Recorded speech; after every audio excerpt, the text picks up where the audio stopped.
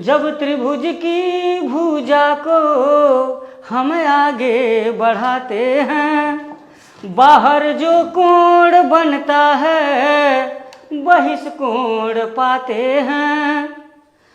इसके मान के लिए पड़ोसी छोड़ देते हैं।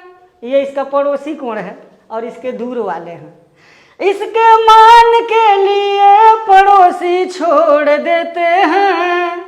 जो कोण दूर होते हैं उन्हें हम जोड़ देते हैं।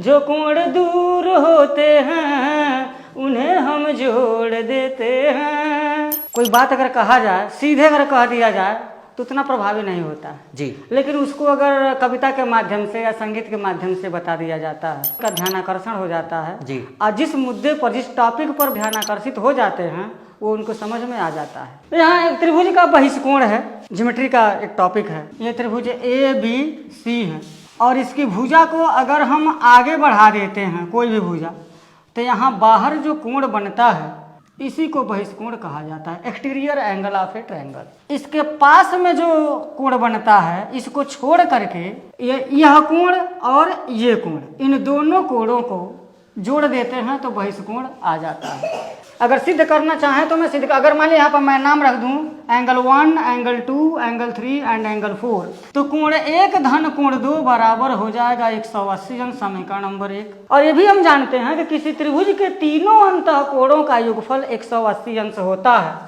तो यहाँ यानी कि कोण 2 धन कोण 3 धन कोण 4 ये भी 180 अंश के बराबर हो जाएगा। इन दोनों समीकरणों का राइट हैंड साइड अगर बराबर है तो इसका लेफ्ट हैंड साइड भी बराबर ही हो जाएगा।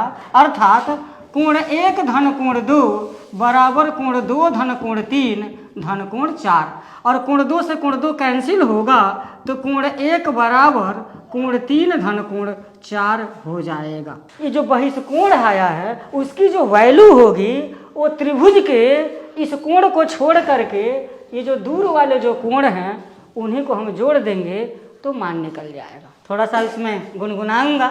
जब त्रिभुज की भुजा को हम आगे बढ़ाते हैं, बाहर जो कोण बनता है बहिष्कोण कहते हैं। इसके मान के लिए पड़ोसी छोड़ देते हैं। जो कोण दूर होते हैं उन्हें हम जोड़ देते हैं।